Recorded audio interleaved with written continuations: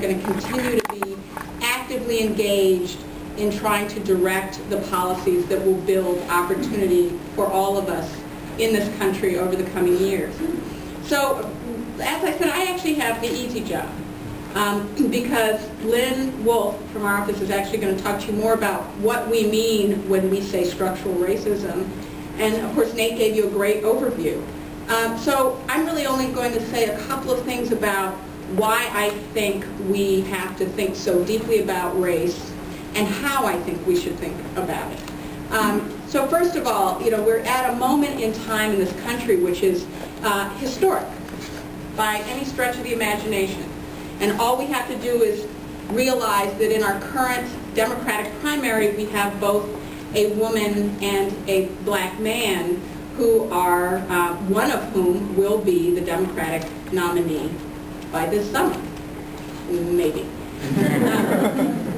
And that in and of itself, of course, is historic in a country with our history.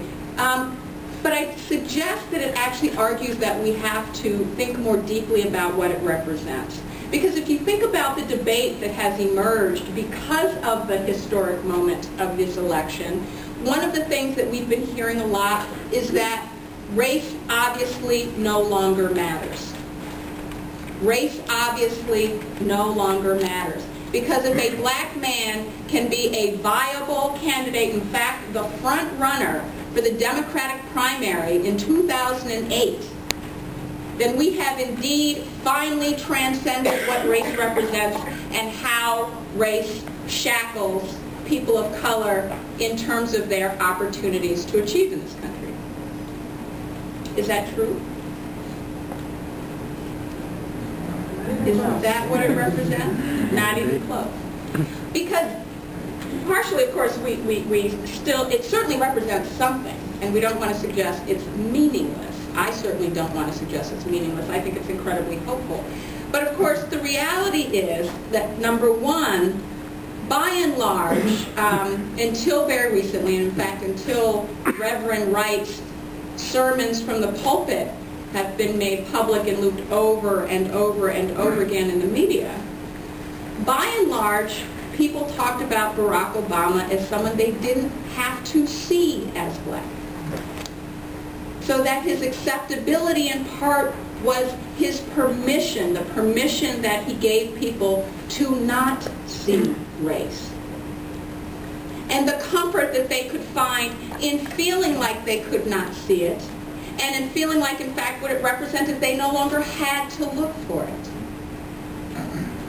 And the reason that that is so powerful, and we should see that as such a powerful indication of where we are psychologically around race in this country and its impact politically. And by politically, I don't mean just in terms of electoral politics. I mean about even how we talk about, think about, and conceptualize what we have to do around race.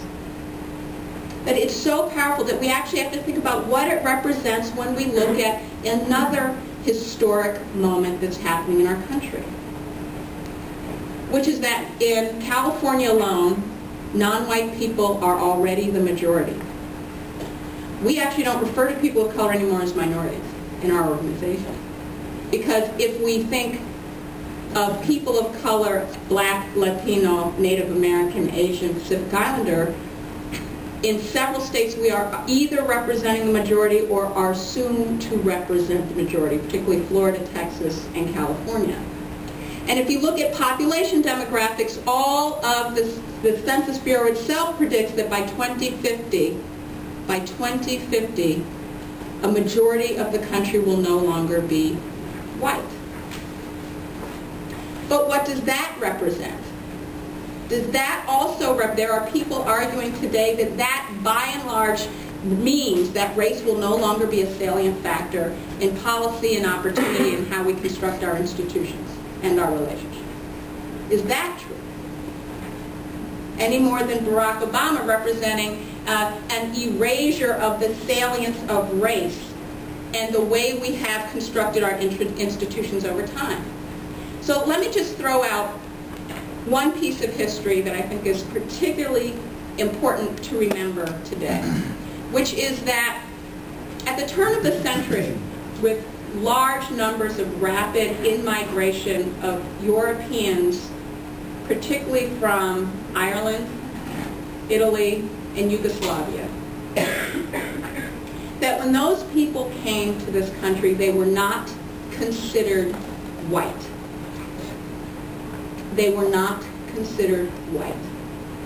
Now, they weren't considered black, although there was some debate in some circles about whether they were in fact Negroid. But the point is, they were treated as racially inferior, culturally inferior, intellectually inferior to Western Europeans. So the distinction between being Southern European or Central European or Eastern European meant that you were not white.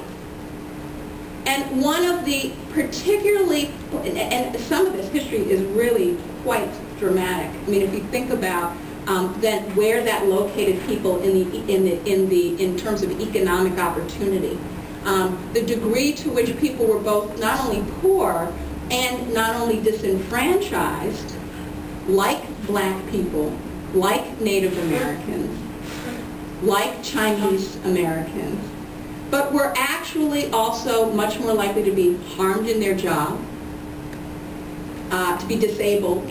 The word honky that we used in the black community so much in the 70s as a racial epithet actually came from derivative of the word hunky, and a hunky really meant a Yugoslavic immigrant who had lost a piece of his or her body, because the incidence of on-the-job, serious on-the-job injuries was so great for the population that many were missing limbs. So if that is the dramatic history we've had, one of the questions we have to ask ourselves is, well, what happened? How did folk become white? Because they weren't at one time. And the answer is public policy. Not alone world events, demographic trends, the Irish potato famine, and the fact that we had such large in-migration at particular points in time, which made the Democratic Party in New York say, wow, they were enfranchised. What would that mean for the Democratic Party? So I don't mean there weren't important world events that impacted the opportunity for the policies, but they were critical to producing something that we can't even imagine today. Immigrants who did not have citizenship having the right to vote in New York State. Could you imagine that debate for the Latino population today? Could you even imagine posing that as a political opportunity today?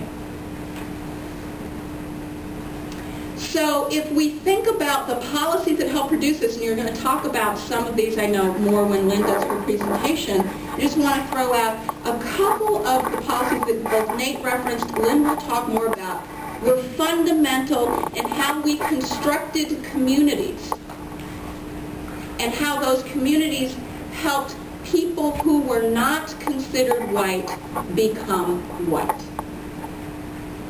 Gain a pan-ethnic identity no longer linked to intellectual inferiority. And the other thing I would suggest is, because of our unique history in this country, blacks have never even had the possibility of that opportunity. That while whites who were not treated as white, people we consider white today were not treated as white, they also were recognized as having some status slightly higher than black. And in fact, the way that racial identity, political, social, psychological identity has been developed in this country, by and large, has been derived in opposition to blackness. And I'm not suggesting a narrow black-white paradigm, but I am suggesting that we have to recognize that when we look at these dramatic demographic shifts, it's both an opportunity for us. It's a significant opportunity for us, but it does not come by virtue of its occurrence without us thinking about the policies that help us recreate community, recreate identity, and recognize difference all at the same time. And I will stop there and apologize in advance for the fact that I won't be here for the entire day. because I have to run to another appointment. But I would suggest to you that what the conversations that you're going to engage in and what you're going to hear in upcoming presentations are actually critical, fundamental opportunity points for us to have what Barack Obama may very well represent, but which we will not get until we construct policies that make that possibility reality for all of us.